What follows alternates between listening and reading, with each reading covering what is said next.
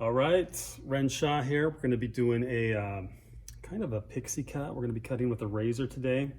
So we can see I've sectioned her off and cut into kind of a low horseshoe section. What we're going to do is we're going to start with the underneath, and I'm just going to kind of work with the round of the head, just kind of create a layering effect, through the underneath. We're going to work structured, but it's, not super geometric. So I'm just going to start by establishing a guideline at the center of the back. Just take a vertical section.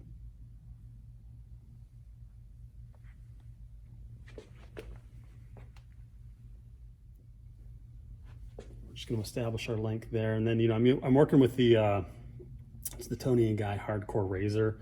It's a double-sided blade. You've got two different types of texture. Got this back from my old TG days.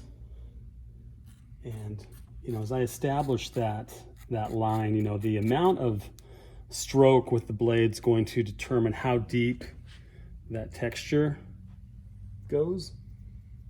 So, I want there to be a decent amount of texture, but I don't want to go so deep that I lose control of the shape.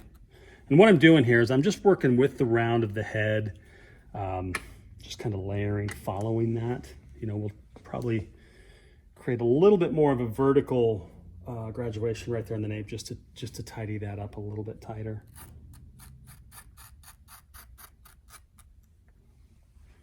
Because I am cutting with the razor, I've got my water. I'm going to keep the hair saturated. And I'm going to work one full side and then the other. So what I'm going to do is just move to the left side of the head here. We're just going to work our way around. So with each new subsection that I take, I'm just going to over direct back to its neighboring guideline. So what's happening is subsection number 2 is just traveling a little bit back to the neighbor number 1. Number 3 will travel to 2, and so on.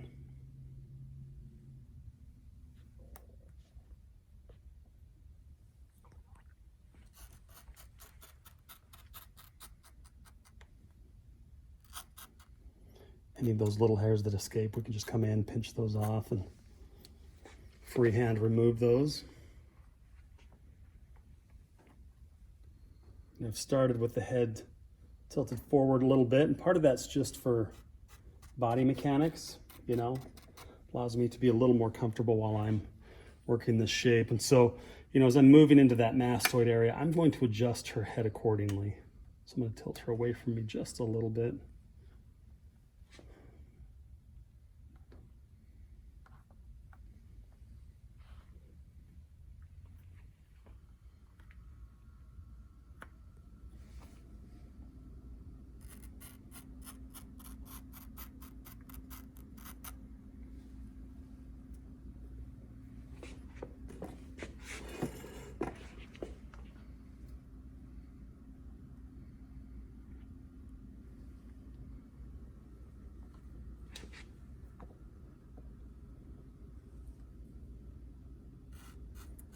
One important thing is keeping the hair saturated. Since we are working with the razor, that moisture is going to act as a bit of a lubricant for the blade, which is going to extend the life of the blade while I work through this haircut. I typically remove or replace my razor every haircut. That moisture also helps the hair suspend a little bit as I start cutting my new section. We know that when we cut with a razor, we kind of have to let go of our guideline. Since we cut, the cutting happens between our hand and the head.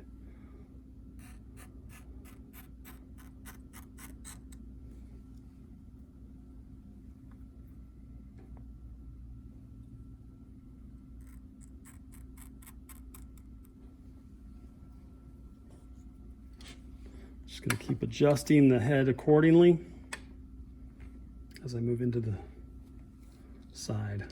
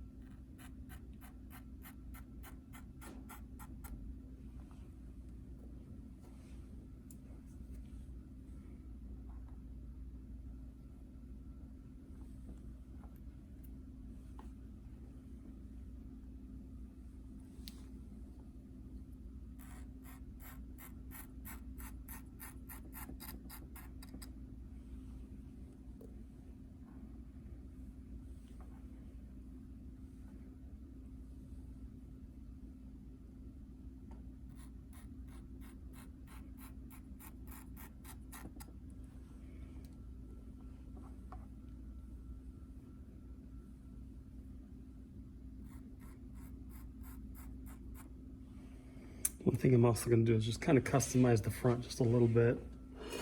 That slight over direction leaves you with a little bit of excess length, so I'm just going to kind of shape that just a little bit. So I'm just going to take a diagonal back, slightly diagonal back section, bring that hair forward, just kind of carve in a line.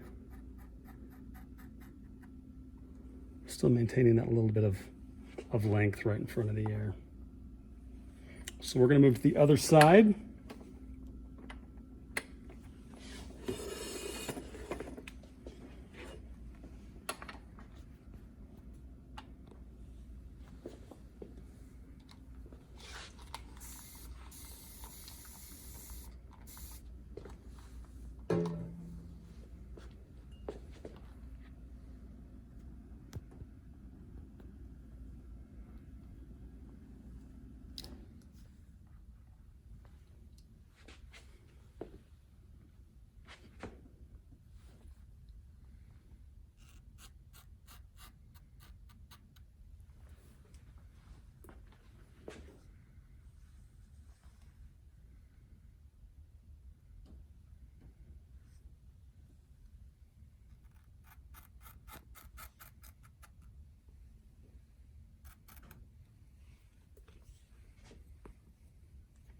And then as I work my way around, I'm going to slightly tilt her.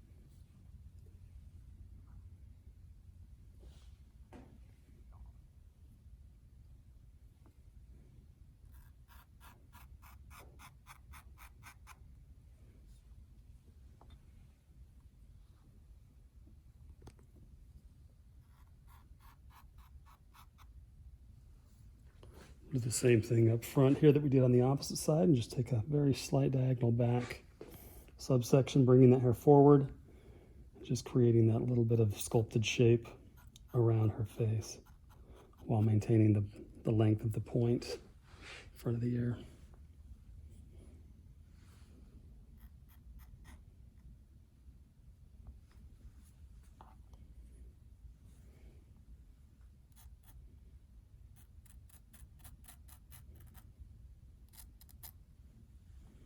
All right, so we're going to move into the top, which is where the haircut starts to get interesting.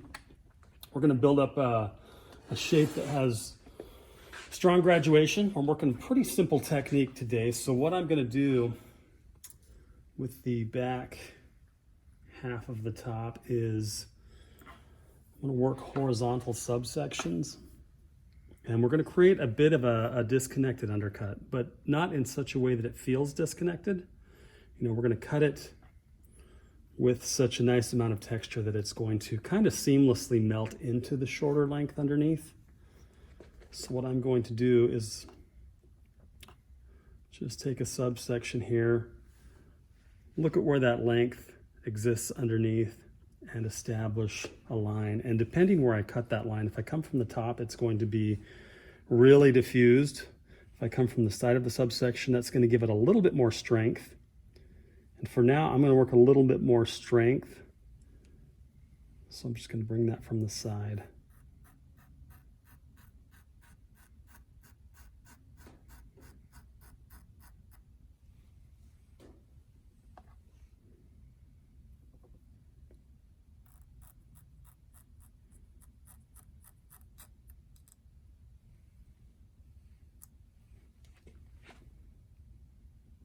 So I'm just working this as though I was working a square shape. So everything's just directed straight back and the line is cut square.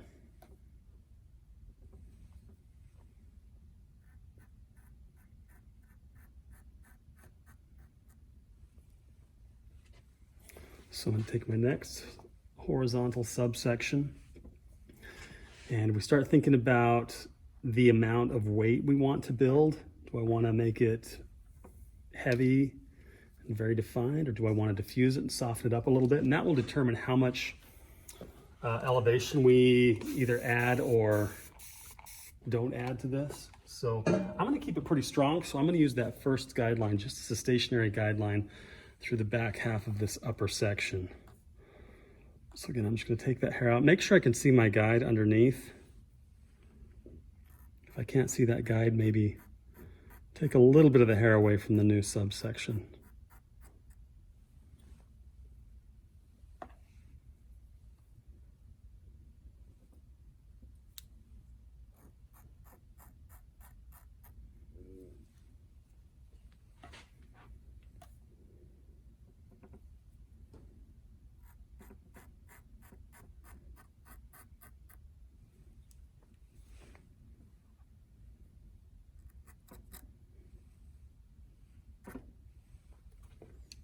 I'm just going to continue up the back in that same manner.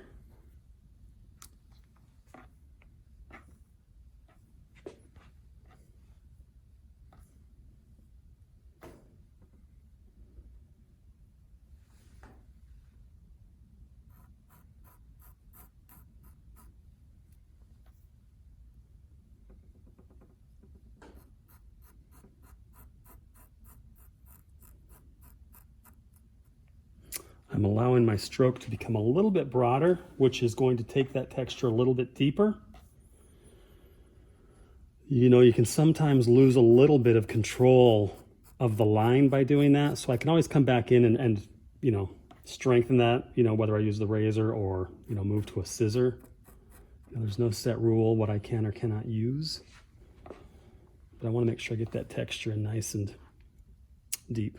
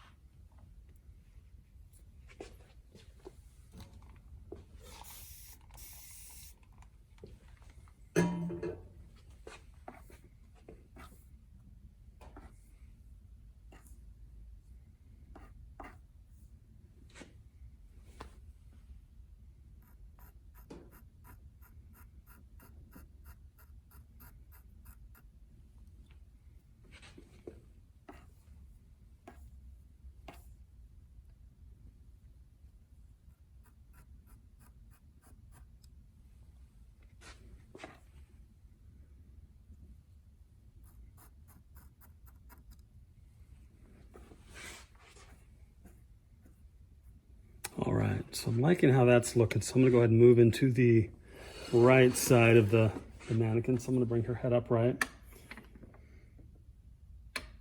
And similar to what we did through the back area there, we're just gonna work a horizontal parting subsection, which obviously we could customize this. We could allow it to get a little bit longer toward the face. We could round it up. I'm gonna keep it fairly square.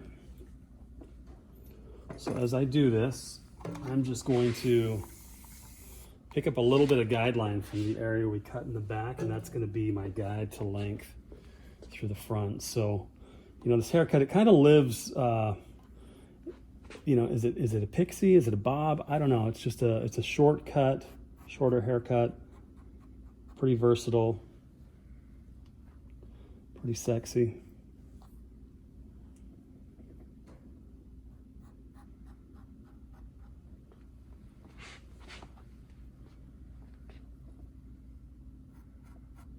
Obviously work a lot shorter as well if we chose to go that route.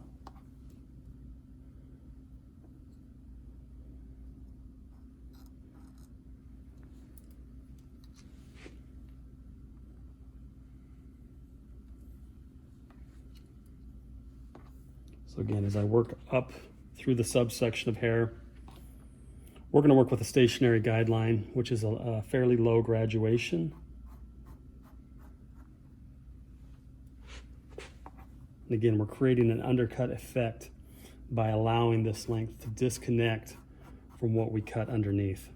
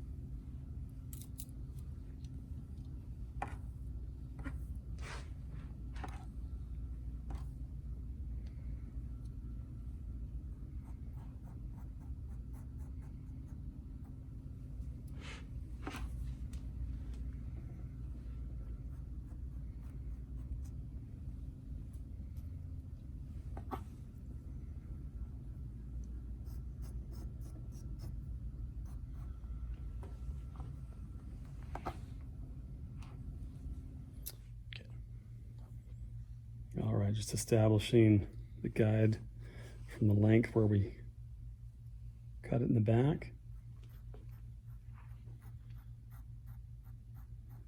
Again, using pretty wide strokes just to get a really nice, deep, shattered texture.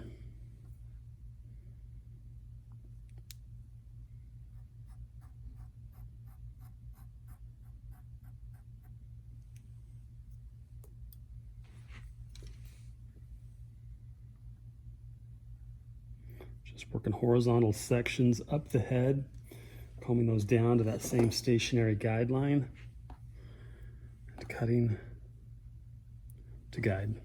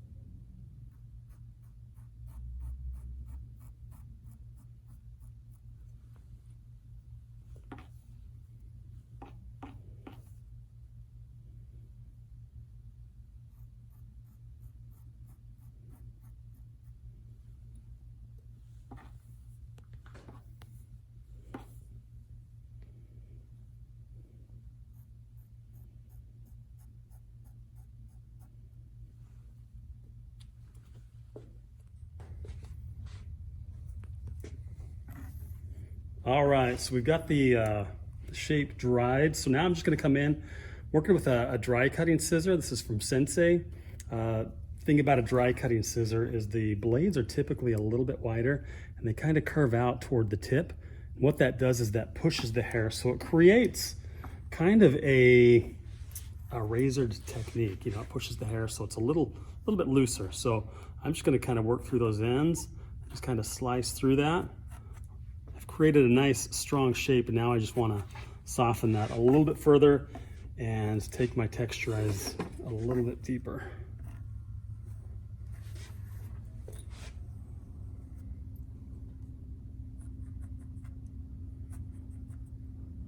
I say slicing, but what's happening is I'm actually lightly incising the scissors as I work through the subsection of hair.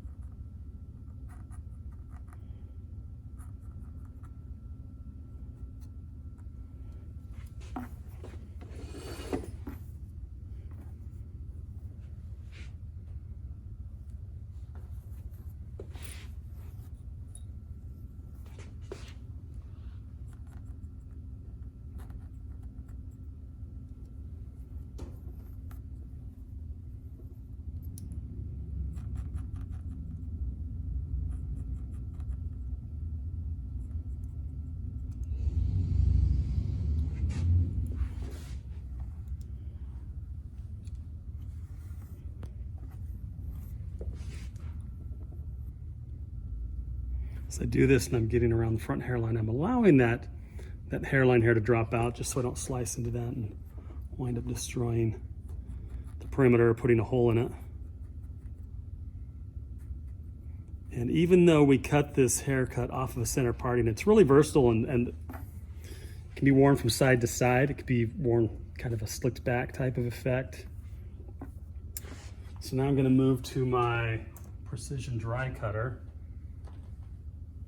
And I'm just going to kind of refine the perimeter that the top has created, point cut into that, you know, really shadow that out a little bit deeper.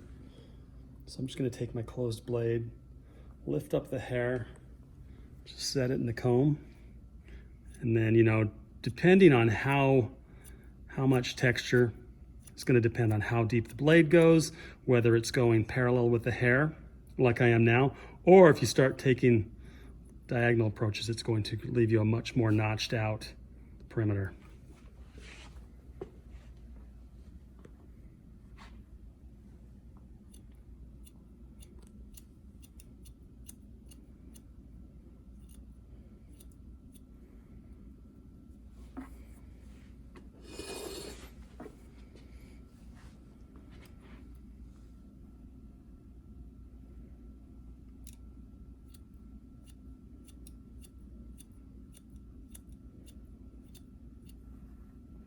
So I left myself with a lot of weight intentionally because that really gives me a lot of room to kind of sculpt the details of the finish.